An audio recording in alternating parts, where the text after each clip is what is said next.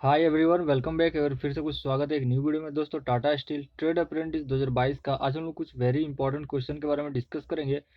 ये दोस्तों लगभग हमारे जितना भी साइंस के इंपॉर्टेंट टॉपिक है उसको लेकर लगभग हमारे सारे टॉपिक कवर हो चुके हैं। ये लगभग सेकंड लास्ट टॉपिक है। इसके बाद एक टॉपिक बचता है, उसको भी हम लोग कवर कर देंगे। ठीक है, तो वीडियो पर बने रहेगा। काफ़ी इंपॉर्टेंट क्वेश्चन है, ऐसे क्वेश्चन है जो सीधे आपके एग्जाम में देखने को मिल सकता है। तो काफ़ी इंपॉर्टेंट वीडियो होगा, तो वीडियो को लाइक कर दीजिएगा, शेयर कर दीजिएगा, और अभी तक चैनल को सब्सक्राइब नहीं किया तो चैनल को सब्सक्राइब जरूर कर दीजिएगा। देखिए, पहला क्वेश्चन क्या पूछा कि विराम से मुक्त रूप से गिरते हुए पिंड द्वारा तय की गई दूरी समान होती है। ठीक है, किसके समान होती है? तो याद रख लीजिएगा, गिरने के समय के वर्ग का। ठीक है, गिरने के समय का वर्ग का। ठीक, ऑप्शन नंबर डी बिल्कुल आपका करेक्ट आंसर है साथियों। क्वेश्चन नंबर 2 क्या है? यदि किसी पिंड को ऊपर की ओर फेंका जाए तो गुरुत्व बल क्या होगा? काफी अच्छा क्वेश्चन पे पूछा गया। तो इसका करेक्ट आंसर होगा कि दिशा की गति के विपरीत होगी। ठीक है, याद रख लीजिएगा, ऑप्शन नंबर बी बिल्कुल आपका करेक्ट आंसर है।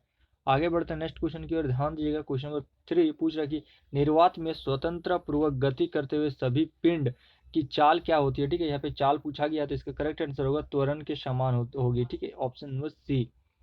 आगे बढ़ते हैं नेक्स्ट क्वेश्चन की ओर, याद रख लीजिएगा। क्वेश्चन नंबर 4 पूछा कि गुरुत्व त्वरण का मान कितना होता है? ठीक है, मान क्या होता है? ठीक है, क्वेश्चन नंबर 4 यहाँ पे पूछ रहा है आपसे। तो याद रख लीजिएगा, पृथ्वी के अक्षांश पर निर्भर करता है। ठीक है, याद रख लीजिएगा, ऑप्शन नंबर सी बिल्कुल आपका करेक्ट आंसर है।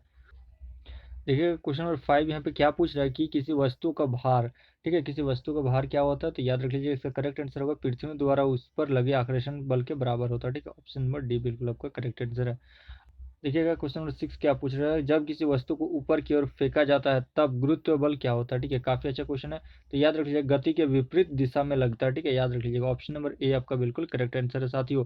आगे बढ़ता है नेक्स्ट क्वेश्चन की ओर। क्वेश्चन नंबर 7 यहाँ पे पूछ रहा है कि जब किसी वस्तु को विषुवत रेखा के ध्रुव की ओर ले जाया जाता है तो उसका भार क्या होता है? ठीक है, काफी अच्छा क्वेश्चन पूछा है, इंपॉर्टेंट क्वेश्चन है। तो याद रख लीजिएगा, बढ़ता है। क्या होता है? बढ़ता है, ऑप्शन नंबर ए।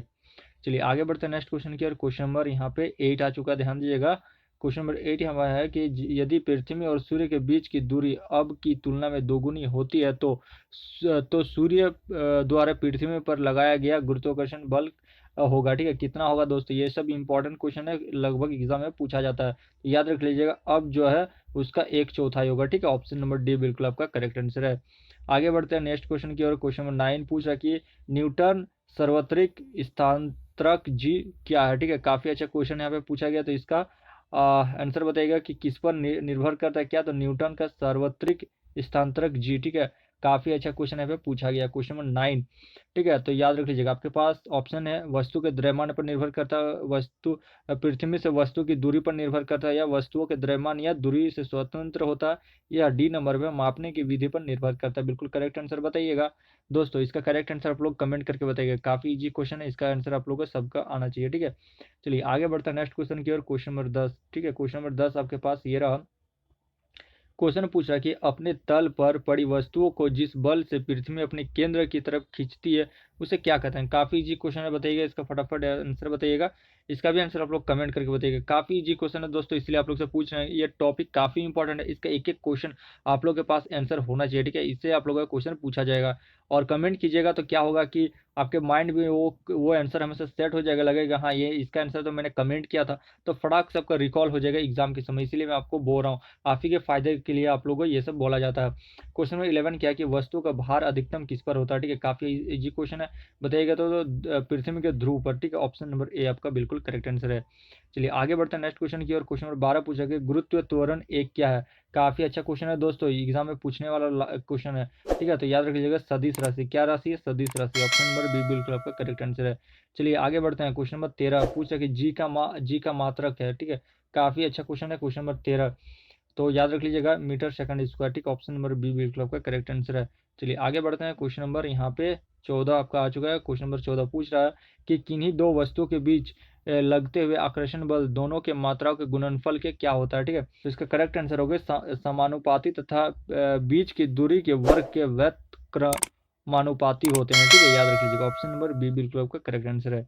चलिए आगे बढ़ते हैं नेक्स्ट क्वेश्चन की ओर। क्वेश्चन नंबर 15 आपके पास है कि गुरुत्व त्वरण का मान अधिकतम होता है। ठीक है, कहाँ पर होता है दोस्तों? क्वेश्चन नंबर 15 बताइएगा, बिल्कुल करेक्ट आंसर। तो याद रखिए, ऑप्शन नंबर ए पृथ्वी के ध्रुवों पर। ठीक है, ऑप्शन नंबर ए आपका करेक्ट आंसर है। चलिए आगे बढ़ते हैं नेक्स्ट क्वेश्चन की ओर, याद रख लीजिएगा। क्वेश्चन नंबर 16 पूछा कि गुरुत्व त्वरण का मान न्यूनतम कहाँ पे होता है? Question number 16। ठीक है, क्वेश्चन नंबर 16 तो दोस्तों इसका आंसर आप लोग कमेंट कीजिएगा। आपके पास ऑप्शन है पहाड़ों पर, विषुवत रेखा पर, ऑप्शन सी है पृथ्वी के ध्रुवों पर, ऑप्शन डी है पृथ्वी के सतह के नीचे। ठीक है, इसका आंसर आप लोग नीचे कमेंट करके बताइएगा दोस्तों, इसका बिल्कुल करेक्ट आंसर क्या होगा। चलिए आगे बढ़ते हैं नेक्स्ट क्वेश्चन की ओर। देख लीजिएगा क्वेश्चन नंबर 17 पूछ रहा है कि पृथ्वी के सतह के लिए पलायन वेग का मान कितना होता है। काफी अच्छा क्वेश्चन है दोस्तों, क्वेश्चन नंबर 17। तो इसका आंसर क्या होगा आपका, ऑप्शन नंबर ए 11.16 किलोमीटर, ठीक है, याद रख लीजिए सेकंड। ऑप्शन नंबर ए बिल्कुल आपका करेक्ट आंसर है।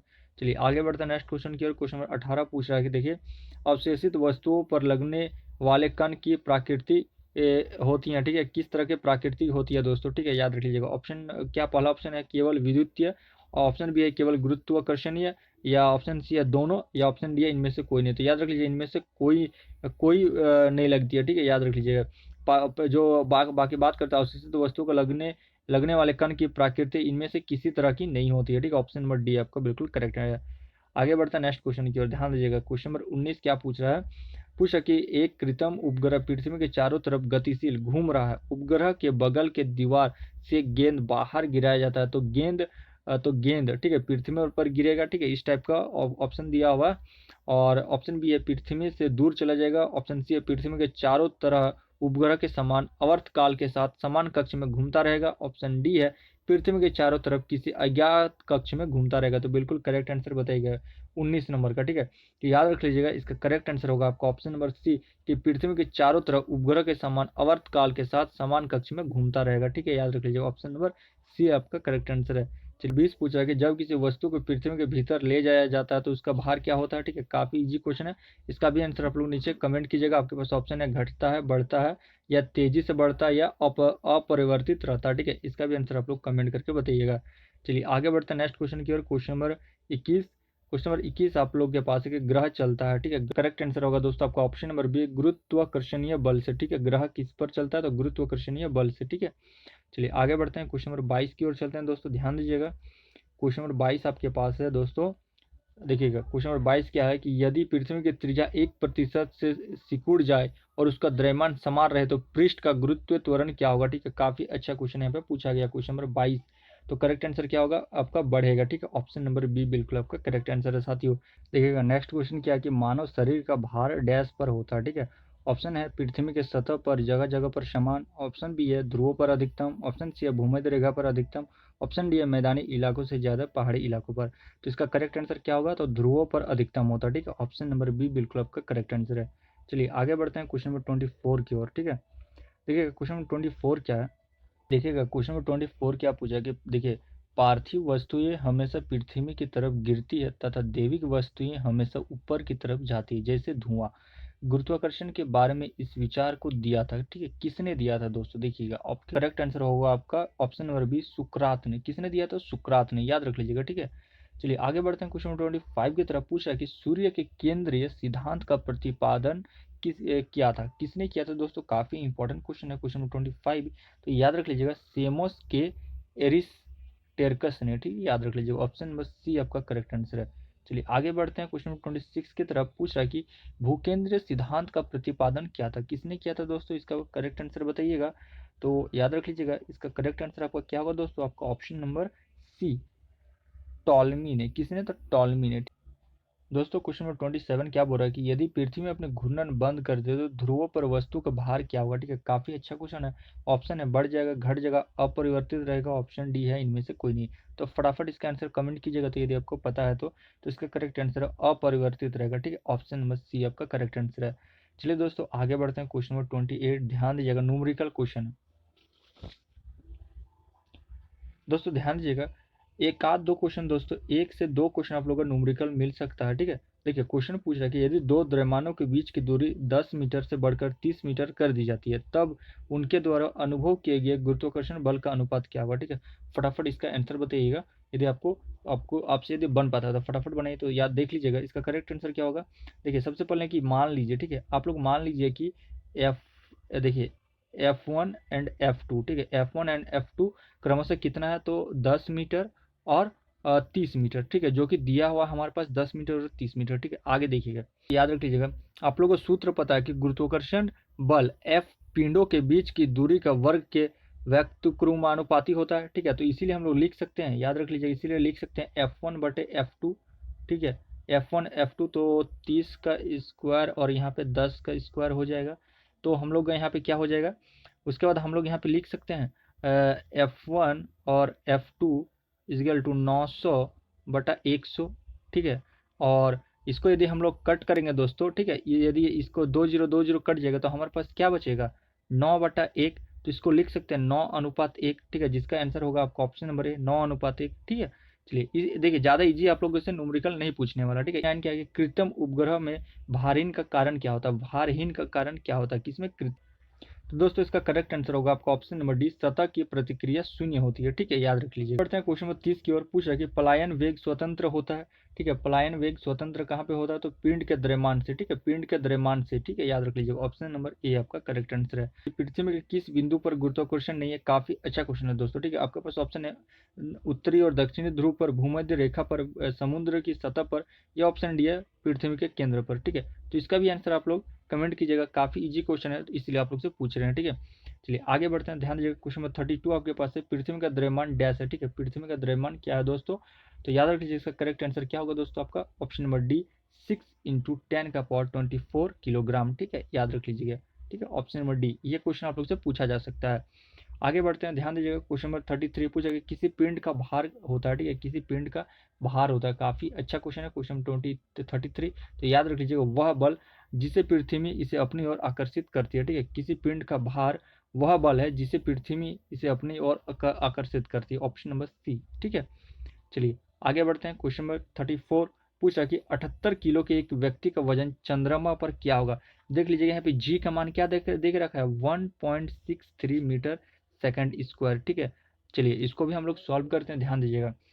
तो इसका करेक्ट आंसर बताइएगा दोस्तों, तो याद रख लीजिएगा, हमारे पास दिया क्या है, दिया है एम, ठीक है, एम इस गल को कितना दिया 78 केजी, ठीक है, मास देख रखा है, और जी का मान देख रखा है, जी का मान कितना देख रखा है 1.63 मीटर सेकंड स्क्वायर, ठीक है। तो हमें, तो हमारा डब्ल्यू बराबर क्या हो जाएगा दोस्तों, हमारा एम इंटू जी, ठीक है। तो एम हमारा क्या है 78 दिया हुआ है, और जी कितना है 1.63, ठीक है। तो इसको यदि हम लोग गुना करेंगे तो 127.14, यानी ऑप्शन नंबर डी बिल्कुल करेक्ट हो जाएगा, न्यूटन।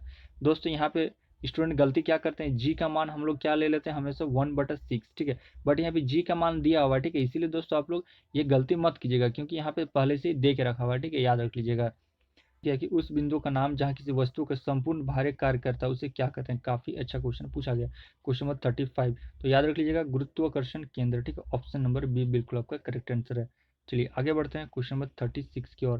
देख लीजिएगा क्वेश्चन नंबर 36 क्या है आपका, कि सीजीएस में सार्वत्रिक गुरुत्व स्थानांतरक जी का मान क्या होता है, ठीक है, काफी अच्छा क्वेश्चन पूछा गया। तो याद रख लीजिएगा इसका करेक्ट आंसर क्या होगा, आपका ऑप्शन नंबर डी 6.67 × 10⁻⁸, ठीक है, सीजीएस इकाई, ठीक है, याद रख लीजिएगा। आगे बढ़ते हैं क्वेश्चन नंबर 37 की ओर। पूछ रहा है कि दो वस्तुओं के बीच गुरुत्वाकर्षण बल निम्नलिखित में से किस पर निर्भर नहीं करता, ठीक है, काफी अच्छा क्वेश्चन है कि निर्भर नहीं करता दोस्तों, तो याद रख लीजिएगा उसके द्रव्यमान का योग, ठीक है, ऑप्शन नंबर सी।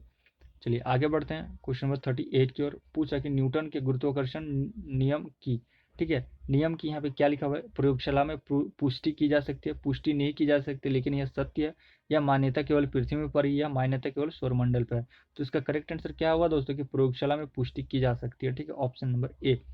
चलिए आगे बढ़ते हैं नेक्स्ट क्वेश्चन की ओर।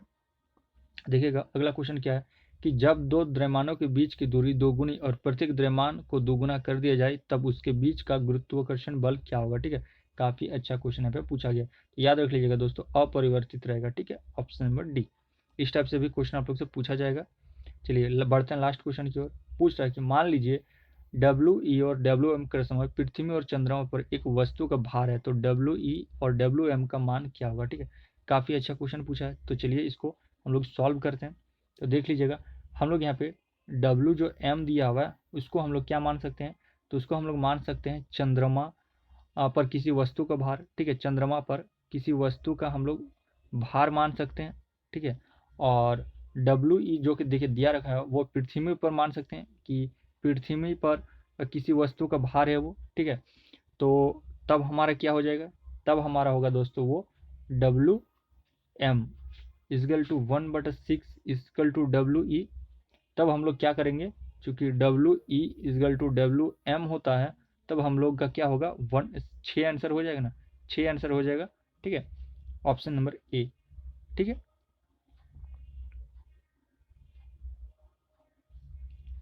तो दोस्तों आई होप आज के क्लासेस आपको अच्छी लगेंगे, तो प्लीज़ वीडियो को लाइक कीजिएगा, शेयर कीजिएगा, चैनल को सब्सक्राइब करके जाइएगा। तो मिलते हैं एक न्यू वीडियो के साथ, तब तक के लिए जय हिंद, वंदे मातरम।